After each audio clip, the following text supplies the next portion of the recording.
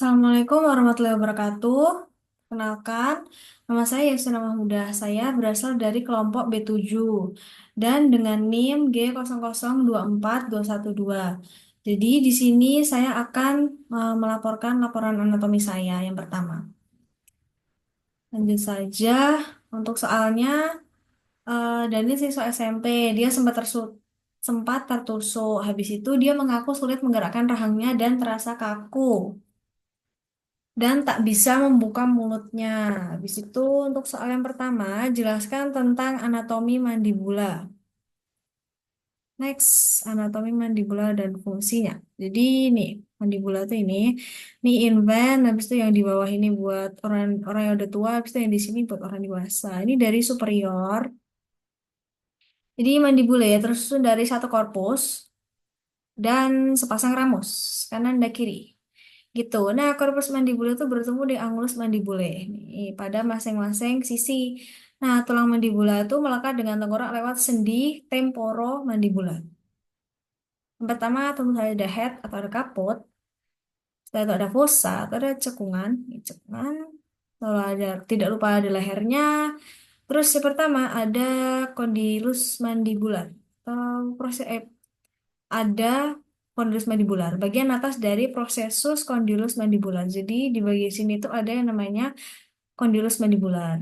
Habis itu ada processus coronoideus. Coronoideus mandibula itu tuh dia menyediakan titik untuk titik perlekatan bagi otot rahang untuk mengunyah, termasuk otot masseter dan temporalis atau tonjolan yang paling menonjol di ramus gitu. Nah, ini kan ada udah processus coronoideus. Nah, proses coronoideus ini dia dilekati sama musculus temporalis dan juga processus condylaris. Nah, dia akan bersendi dengan fossa mandibularis ossis temporalis, membentuk articulatio temporomandibularis atau temporomandibular joint. Nah, kan tadi keduanya ini bertemu sama korpus sama ramusnya tuh bertemu di angulus mandibulae. Angulus mandibulae itu tempat melekatnya stylomandibulare gitu. Nah, terus habis dia ada proses coronoideus, dia ada incisura, nih incisura, notch. Dia cekung. Habis itu ada foramen mandibula. Foramen mandibula itu nih dia foramen berbentuk irregular yang terletak pada permukaan medial pada bagian atas pusat ramus mandibula. Foramennya ini sepasang kanan dan kiri, cuman ini nggak kelihatan kanan dan kiri. Habis itu ada lingula. Lingula, tonjolan tulang tajam berbentuk lidah yang terdapat di sisi dalamnya. Habis ada lingula, dia ada foramen mentalis. Foramen mentalis, nih foramen mentalis, dia itu untuk terdapat pada kedua sisi mandibula, tepatnya di korpus mandibula. Nah, di korpus mandibula yang tepi atas dia terdapat yang namanya alveolar part. Nih, alveolar part. Di tepi namanya basis mandibula. Basis mandibula. Nah, pas di pars alveolaris itu dia terdapat arcus alveolaris atau cekungan yang merupakan tempat melekatnya radix dentes.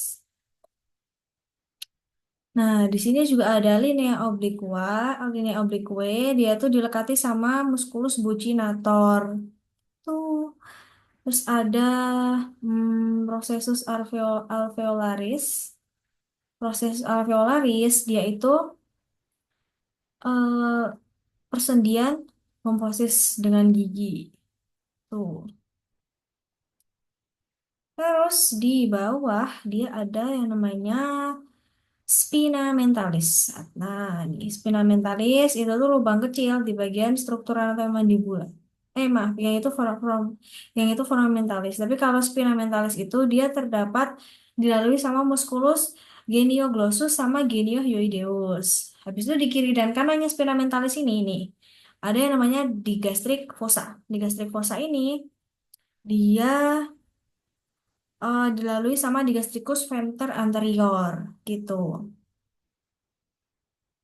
Udah selesai, terus ya foramen mental tadi dia menjadi tuberositas masetria Gitu. Udah, next. Nah, ada inervasinya juga, ada dia tuh diinterfase sama nervus trigeminal dan bagiannya mandibular. Yang ketiga, ada alveolaris inferior nih, lingualis, terus ada buccalis sama auriculotemporalis. Tuh, alveolar itu saraf terbesar yang menyuplai gigi di rahang bawah. Lingualis sensasi kedua pertiga anterior lidah, buccalis tuh inervasi mukosa pipi dan gingiva buccalis sama auriculotemporalis tuh sensasi kulit lateral. Terus next, soal B, penyusun musculus masticatorus beserta fungsinya dan inervasinya. Nah, jadi dia nih, nervusnya dia ada 4. Maaf, muskulusnya ada 4. Musculus masseter, nih, masseter. Nih, masseter, dia diinervasi sama nervus masseter dari cabang mandibular atau V3. Atau yang ketiga. Nah, masseternya terletak di luar rahang bawah. Di rahang bawah kan dia terletaknya fungsinya untuk mengangkat rahang bawah dan melakukan gerakan mengunyah. Habis itu ada temporalis. Temporalis seperti temporalis dia melekat di tulang temporalis. Dia inervasinya di nervus temporalis profundus dari cabang mandibular juga. Fungsinya untuk mengangkat dan menarik rahang bawah ke belakang. Habis itu ada pterygoideus medialis. Nih medial. Medial itu berarti yang di tengah. Terus dia dinervasi sama nervus pterygoideus medialis, fungsinya untuk mengangkat rahang bawah dan juga membantu gerakan lateral. Ada pterygoideus lateralis. Nih, lateral itu di sini, agak dalam.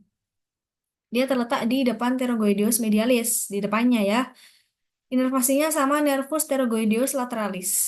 Itu fungsinya untuk menurunkan rahang bawah dan membantu gerakan lateral serta maju. Jadi, kalau bisa disimpulkan, muskulusnya tuh ada 3. Diinervasi sama 3. Nervus trigeminus yang kelima, khususnya cabang mandibular yang ketiga. Dia bertanggung jawab untuk semua otot pengunyah dan inovasi ini memungkinkan kontrol motorik yang tepat atas gerakan otot tersebut. Tapi sama nervus fasial, meskipun nggak secara langsung, tapi dia ngasih sensasi pada inervasi struktur wajah lainnya. Habis itu ada serabut sensoris juga.